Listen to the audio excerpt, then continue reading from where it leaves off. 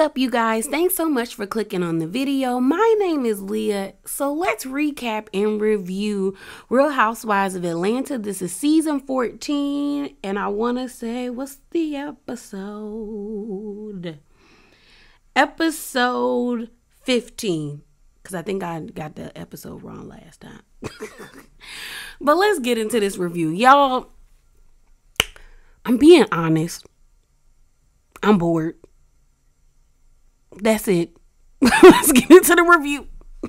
So before we get into the review, you guys, like I said in my Dubai video, I'm still working on the names for this little segment, but I want to talk about NeNe and Porsha. So on August the 5th, probably 8 days ago, it was all this buzz on Instagram and Twitter and even TikTok about Porsha being offered $5 million to come back and film for season 15 of Real Housewives of Atlanta.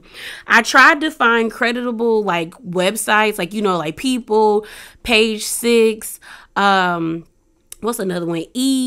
Hollywood Online, like something, but couldn't find anything. The only 3 websites I could find, and they really didn't have any information, was this one website called hiphopvibe.com, and all it said was the title. And then another one called rwannaim.com.ng that didn't say anything else. And then another one called, I think it was Real Housewives.net, and it didn't say nothing either. So I think all of this is speculation, or probably, like I've seen some people say, that Porsha's team is probably throwing it out there to see if they can garner that much money in negotiations if she comes back. And I don't think she's worth that much. Not to say, you know, black women shouldn't know their worth, but if Porsha's not going to deliver, I don't think it's worth to see her for $5 million. Now, I said in my introduction, I am bored, but the truth of the matter is, I just think something's missing. Like, I'm not bored because NeNe's not there. I'm not bored because Porsha, Phaedra, or Cynthia isn't there. It's just something is missing. Like, this is lackluster, and like a lot of people have been saying, it's predictable. But I think someone either needed to be added, or I do think someone needed to be added, or someone should have stayed. I think LaToya forever should have stayed. She was that new energy with Drew. I feel like the season would have been a little bit different, but I don't know. I'm just bored. That's just what it is. I'm just bored. I don't know if, like I said, I don't think Porsha is worth $5 million. Maybe $1 million. Maybe $1 million. Maybe 1.2 million. Hell, even like, I would say $100,000. Like, she's worth that, but I don't think $5 million if she's not really going to showcase her life with Simon. Like, and I mean, like, get into the nitty gritty. We need to see her meeting Simon's kids. We need to see her meeting his family in Africa. We need to see the real Porsha and Simon relationship, not that manufactured crash they tried to do on Porsha Family Matters. So I don't know. I feel like because I couldn't find any reputable website, that this is probably not propaganda, but a way for her team to have a bargaining chip to see if they can get the money that they really want for her to come back. But if she comes back, I wonder what the vibe will be. To be honest, I think Sheree is the only one that's probably in jeopardy of losing her peach.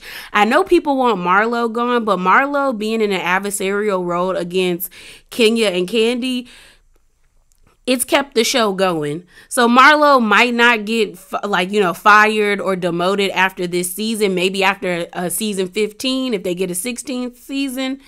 Sanya, same. Sanya's going to get another season because Sanya is doing the same thing Drew did last season.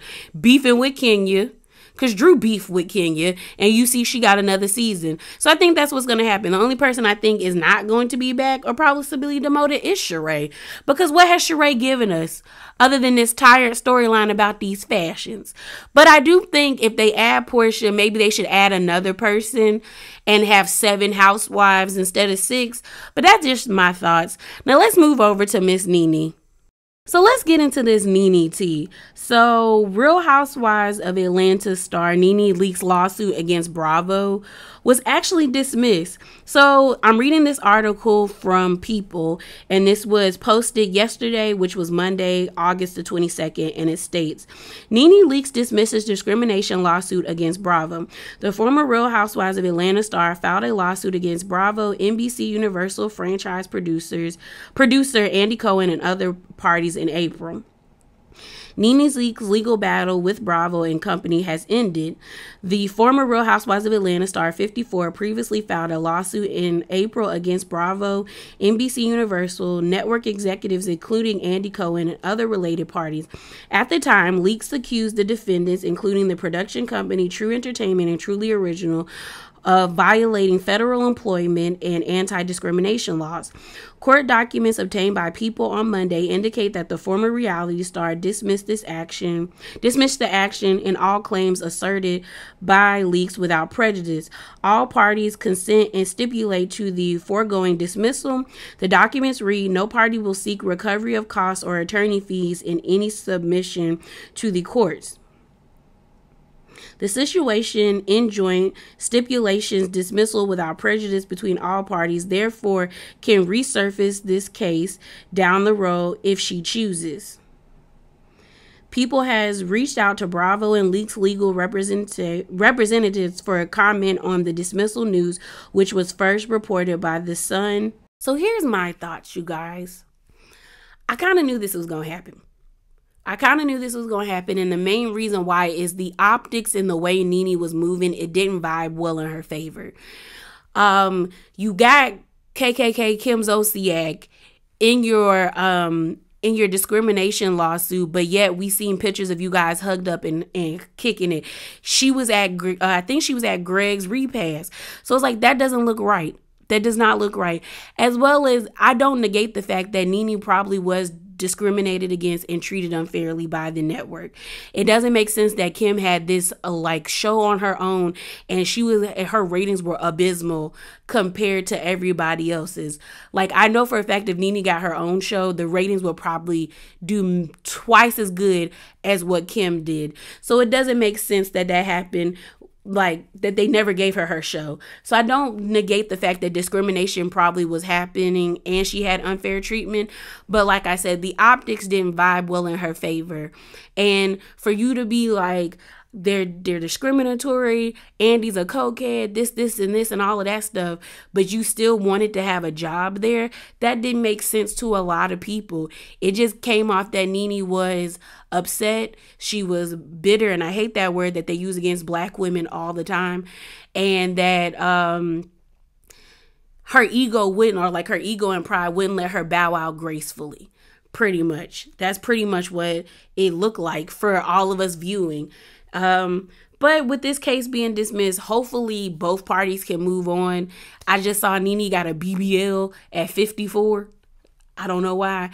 And it just seems like life goes on. Things happen and life continues. So hopefully everybody can continue and move on peacefully. I know some people have been speculating that NeNe got a bag or that she might be coming back to ROA. That's why they settled. But I don't think so. Like I said, you can't call your an employee a racist and allege that they're doing drugs, i.e. coke, and then think that they're going to invite you back. Now, if that happens, I would be shook. And I would just be looking at Andy and them like, wow, like y'all really value her. But if it happens, it happens. But yeah, y'all, give me your thoughts below. Like, what do y'all think about the Porsha thing, about her being offered $5 million supposedly or allegedly, and then NeNe's case being dismissed? So let's get into this review. So, y'all, my energy's a little off. I've been trying to film this several times and it's just not working. So I'm going to try my best. But let's get into it. Like I said, I was bored. I will say Sanya got to be quicker when it come to her coming up at Kenya, because Kenya did wrap her up in a nice little bow at the end of the episode. And it was Sanya's fault. Well, it was Sanya's fault, but Sheree stirred the pot and just watched everything play out. But the episode opens up and we're still at the plantation, which I don't know why we eating at a freaking plantation. Because would never. But we just had Ross, have his moment where he's like, y'all not gonna keep disrespecting my wife. Y'all not gonna keep disrespecting my wife. And Sanya and Ross leave the table and they go walk out on the lawn. Everyone at the table is kind of feeling awkward. You got Drew saying, well, she has to take accountability for what she's done. She can't keep not taking accountability. And I was like, Drew, shut it up. Because you can't even say that to your husband without being gaslit to high heaven. So be quiet.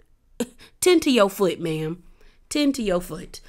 And then you got Candy kind of caping for Sanya, saying, well, and she's directing this towards she's directing this towards Sheree and Kenya. She's basically like, didn't y'all have a good time on the boat? So why is it an issue that y'all didn't come to iFit? And Kenya's whole thing is like, well, she's not being a good host. She didn't really check up on us all day. She could have called us. And then Candy's thing is like, girl, when have you ever been a good host? And then they flash back to last season where Kenya wasn't the best host in South Carolina, or was it South Carolina or Savannah? Either way, Kenya wasn't the best of a host. She was eating food without them. They were upset that Brooklyn was there. Mind you, I didn't agree with that because I'm just kind of like, y'all already know the lady's situation. So why are y'all acting like her having her daughter there is such a big issue when y'all know she brings that little girl everywhere she go? So get over it. So it's like Kenya can't really say that Sanya's being a crappy host when it's like you've been a crappy host. But I also don't understand why Sheree and Kenya are harping so much on like, well, we wanted to be there. And my thing is like, if y'all wanted to be there, I think y'all should have taken the initiative to be there. You can't tell me with all those damn production vans that they have for like Bad Girls Club, Real World, and all that crap, that they didn't have just as many production vans for Bravo. And we saw Kenya pull up to the parlor, like the ice cream parlor, last episode 2 hours late. So either she took a taxi or she hopped in a production van. Either way, if it was that serious, y'all would have made time for it and y'all would have went. That's just what it is. That's what it's going to be. And I don't care. I know people pointed it out to me on the last episode that scene that they show of Kenya not really being ready but gazing out at the ocean, that was her that was a scene that was shot when she was there the first day, which I believe because the outfits were totally different that she wore. But for Sheree was definitely at the beach at 9:30. But what I deduced by listening to the conversation happen at the table, when Kenya was like, well, she was okay with someone being there that wasn't supposed to be there, but she wasn't worried about us that said that they were coming. So it seems like Marlo stole the bus from Sheree and Kenya. And I'm just like, and Marlo's not going to cop to that, but I feel like that's where all this miscommunication happened. Marlo took the bus. Sanya was like, the bus was down there. I told y'all to get on or get lost, and y'all didn't get on. Now, I will fault Sanya for not just sticking and standing 10 toes down in her truth, pretty much. I hate when people say that, standing your truth. When she could have just been like, yo, I was on set. I don't really get on my phone when I'm on set. That messes up my concentration for what I'm supposed to be doing on set. The only time I get on my phone is if it's an emergency. Y'all's emergency wasn't my sense of urgency. I told y'all to be downstairs at this time. Y'all weren't downstairs at that time. So it is what it is at this point. I will extend the olive branch and ask y'all to come next time when we go tomorrow. But if you don't want to come, it's on you. That's it. That's all. But Sanya lying about like, oh, my phone was broke. Oh, I lost my phone. That's my issue with it. Stand in it. You didn't care that they weren't there. You were okay with Marlo being there, and it was what it was. As well as you thought they were already on the boat, or they chose to be on the boat and not come to iFit, and that's what it is. So basically, it's the next day. It's after that whole situation at the plantation, and Sanya invites Sheree to come with her to iFit because I guess Sanya still has to film for iFit, but she doesn't invite Kenya. She also tasks Marlo with being her stand-in host. Now, I kind of agree with Candy when Candy was like, why would Sanya ask Marlo to be the host when she beefing with everybody? Which is true. She has beef with half the group, and they really don't respect her because when she said she was going to be the hostess, everybody kind of disregarded her and was just like, ugh, why would you ever? And even Kenya was like, why would you let a pedestrian tell me what to do? And I can't fault them. If I don't like you, I'm not about to sit here and listen to what you have to do. But they have to listen because that's how this works. We then see before Sheree gets there, she gets on the phone and she actually has a conversation with, I guess, like her assistant that is helping her with her She by Sheree line. And honestly, y'all, I'm sick of this She by Sheree storyline. If Sheree comes back, I don't give two you-know-whats about Sheree and She by Sheree. Honestly, She by Sheree should have been dead a long time ago, and she should have moved on to something else. Really, She by Sheree could have been on the level of Skinny Girl like Bethany if Sheree was just as passionate about her brand or about that brand like Bethany was. Bethany has pots and pans with Skinny Girl on it. She has the margaritas. She has popcorn. She has chips. She has all these things to promote Skinny Girl that it's like, why didn't you take that approach? And the truth of the matter is, Sheree's just not passionate about this stuff. And I've learned as I've grown up that people will only put their all into certain things when they're passionate about it. I think Sheree just feels like she has to at this point because we've been asking. Well, I ain't been asking, so let me not say we. Y'all been asking since like 2007. I think that's when Atlanta premiered for She by Sheree. Ever since Dwight said, you got a fashion show with no fashions, it's just like she's been trying to rewrite that wrong. And I think I think the issue is like, you're trying to rewrite a wrong that like, okay, it was wrong, but it probably was a good thing that you didn't create a fashion line that you weren't passionate about. Because it doesn't make sense to me that your fashion show is 3 weeks away, and instead of you being in Atlanta and working on this and making sure everything was great. Like, y'all, I watch Project Runway. I see how them people get down. They be on pins and needles, popping pills, trying to make sure their anxiety is at an all-time low while they're working on the fashion line. And you got Sheree in Jamaica not knowing what's going on, not having models, not having a secure venue. It's just at this point, let it go. You know, do the Viking death scene, you know, put it in the boat, light it on fire, and let it go down the river at this point. Okay, so on to like the day's excursions. Todd be getting Marlo together. When Todd said we don't sit in general admissions, I said, "Ooh, not him saying you broken basic." He do not see it from Marlo, but you can't really blame him. You can't blame him. The truth of the matter is, well, I'm not even going to go about it. The next scene we had was like the birds was pooping on people. Well, pooped on people, was pooping on the table. Candy continued to eat, which we always know. Candy ain't going to miss a meal. And the people like Marlo and them decided to go get away from where they were eating at this like poolside restaurant.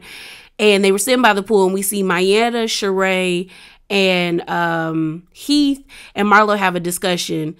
And then in the cabana, you see Kenya, Candy, and what's his name, Todd over there.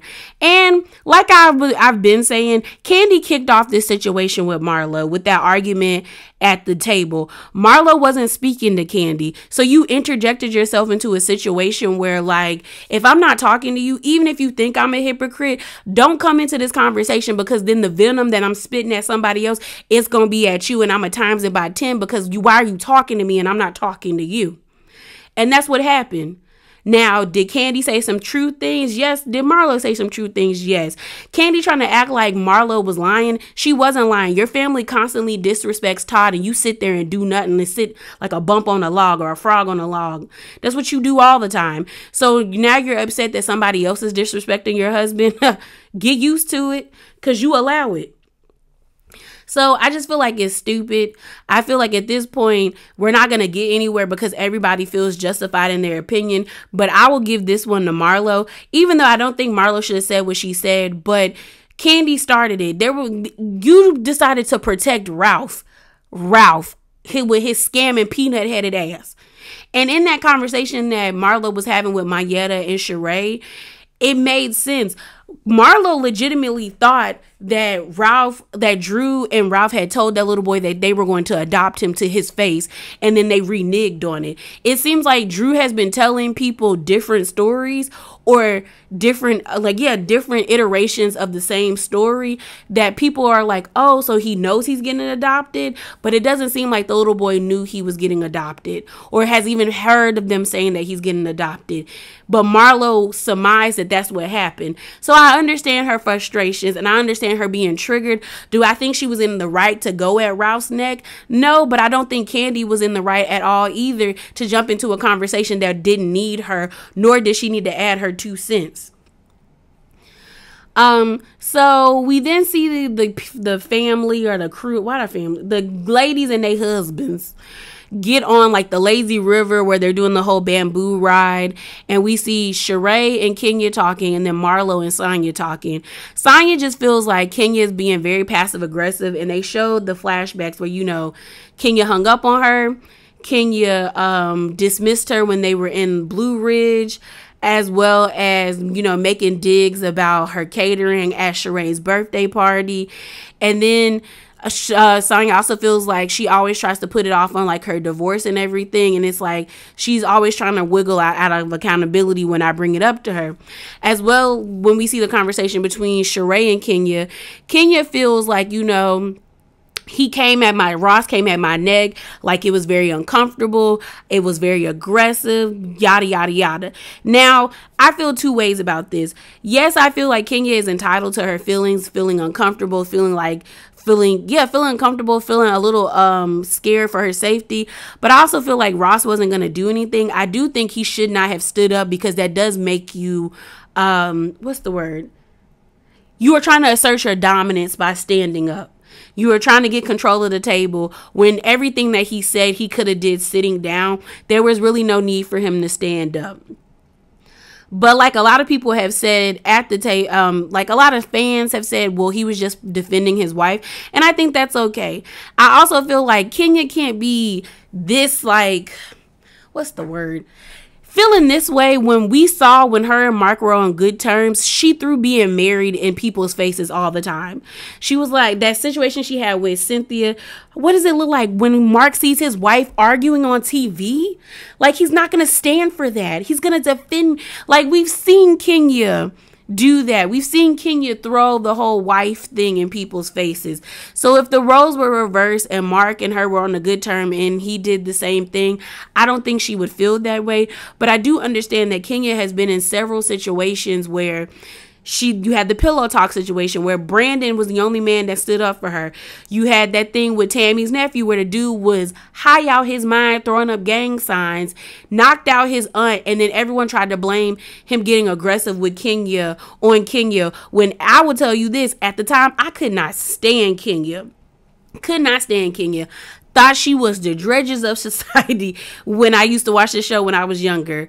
And even I felt like it was out of pocket that the women tried to blame her for what he did, when Kenya really was like one of the only women there that was trying to help corral the situation and tell that man to calm down and back up. So I didn't think that was fair. And then the situation she had with Matt, I think that's that boy name, who looked like he was on steroids and a couple of fries short of a Happy Meal, where him and Peter got to fighting at the radio station. So I understand her being defensive, but I also feel like if the roles were reversed, she would be okay. I just think if Matt was there with her, or say that John Boyd was there, Kenya probably wouldn't feel this way. But I get it. You're by yourself and you just are uncomfortable because you feel like you need someone to like protect you. So it's cool. It's cool. I don't think Ross would have did anything. But then again, you can't put nothing past people these days. You really can't. You really can't. So now let's get to this dinner scene where Sanya got wrapped up in a nice pretty bow. So let's hop into this dinner scene. I'm not going to give you a blow by blow like other people have, but so they're all sitting down at the table. We found out that Drew and Ralph won't be there because her leg like swole up immensely. And so, she just wasn't feeling it. They're sitting down at the table. Everyone's eating, and they decide to have a conversation about Marlo and Candy decide to talk. And Marlo tries to apologize. Candy doesn't really accept it. But Marlo says, I feel like you started this because you brought up my nephews. And then Marlo starts to explain, like, well, I was under the impression that he was going to adopt him and that they told the little boy that he was going to adopt him. And then Candy's like, well, you were coming at Ralph's neck. And, like, you know, if he were to argue back and forth with you, as a man, it would look bad on him. And I'm like, why are you trying to protect Ralph? You sound stupid right now, Candy. Like, you jumped into a situation to protect. Honestly, you jumped into a situation because you wanted an opening to come at Marlo, which I get it. Like, you and Marlo aren't on the best of terms, but to defend Ralph to me is stupid. When you've seen the way Ralph has treated Drew, that man would get none of my defending. But Marlo to me is right. Like, you jumped into a conversation and then what did Candy say? Candy was like, I'm not Michelle Obama. I'm not going high. I go low. And Marlo said, I'm going to go low too. So at this point, y'all understand and y'all see each other. You going to go low? I'm going to go low. Either way, we taking it to the pits of hell. Then we had a conversation with Sanya and Kenya. In this part, Kenya wrapped Sanya up. Sanya got to be quicker if she going to fight with Kenya. Honestly, Sheree stirred this pot because at the iFit situation, Sheree was basically prompting Sanya to talk to Kenya, even though Sanya said that she felt like Kenya was like not coming from a good place and she just kind of wanted to leave it there. You got Sanya saying she feel like Kenya's been very ungrateful. Kenya talking about Sanya's ego. And then Sanya says, you know, she just feels like, you know, there's something between us and you like... It was just bad all around. Sanya basically was like, I feel like there's something between us. Kenya was like, give me examples. I will say Kenya telling that girl to be quiet was wrong because if the girl would have been like, I'm not going to be quiet and you can shut the fuck up, then there would have been an issue. Then they both started, well, Sanya started clapping. So then Kenya starts clapping. They both start going back and forth. Kenya was like, give me an example. And Sanya couldn't come up with any examples other than one example of how Kenya made her feel away. And then you got Sanya in her confessional talking about, why am I not cussing this girl out in Jamaican? Why am I not? And it's just like, she got wrapped up. She got wrapped up so clean. And Kenya didn't cuss her out. Kenya didn't raise her voice. Kenya basically was like, girl, if you gonna comfort me correct. So I'm like, Sanya, if you're gonna comfort her, you have to be ready to battle with Kenya. Like Candy said, you not quick. She not quick. Because Kenya basically was like, what's the issue? And Sanya really couldn't articulate her issue. And then when she had to be like, let me think about it, girl, no. What it seems like is Sanya is taking on the beefs of Marlo and Sheree, especially Marlo, and projecting them onto Kenya. And that's stupid. Because if you don't really have a reason to fight, then there's no need to do it. So then they both basically like they apologize because Kenya's like she wants to be cool with Sanya, and Sanya's like, I want to be cool with you too, sis. And they just decide to leave it there. Kenya decides to like shade Sheree and Marlo, where she's like, I like to be friends with articulate, and she shaded Sanya because Sanya couldn't keep up. And Kenya even said, like, Sanya, you don't know how to articulate your feelings. And she said, accomplish. And we know Sheree ain't accomplished much. So she came for people. Like they said, Kenya is the shade assassin. And if you gonna come for her, you got to be ready. And Sanya just wasn't ready. Wasn't ready and got ate up. And it is what it is. Before the episode ends, we find out that Marlo and Candy bonded at the airport over KFC Jamaican chicken. And that's where the episode ends. So yeah, y'all, that is it. That is all. Remember to be bravely authentic and drop down in the comments below. If my energy was off, I apologize in advance. Like I said, I was bored. And also, it's the first week of school and I already got assignments. Take me, Lord. Take me. So I'm out, y'all. Deuces.